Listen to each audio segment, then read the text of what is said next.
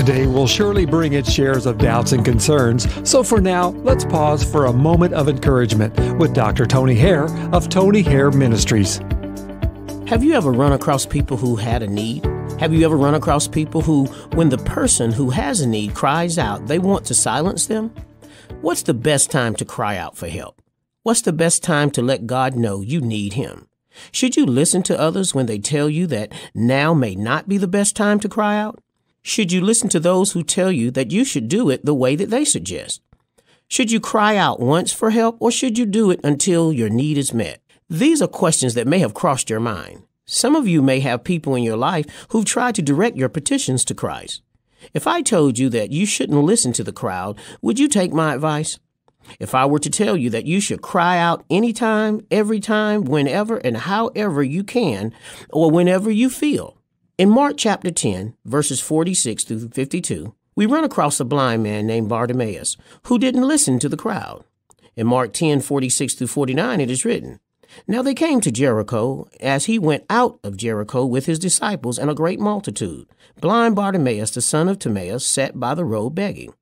And when he heard that it was Jesus of Nazareth, he began to cry out and say, 'Jesus, Son of David, have mercy on me.'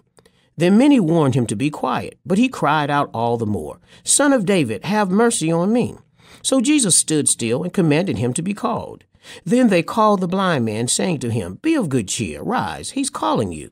And throwing aside his garment, he arose and came to Jesus. So Jesus answered and said to him, 'What do you want me to do for you?'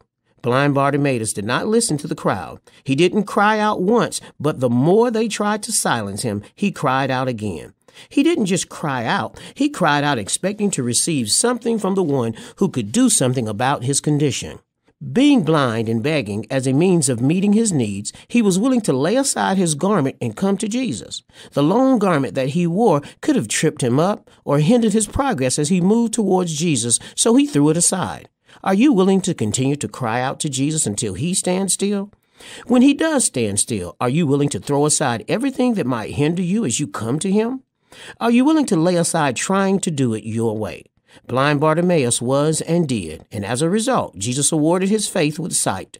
He will do the same for you. Don't listen to the crowd. Keep crying out. Throw away your garment and come to Jesus.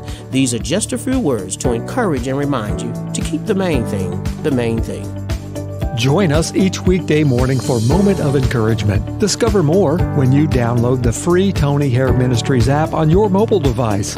Hear the latest message, start your personal Bible reading plan, customize your private journal, and much more. Download the free Tony Haire Ministries app today.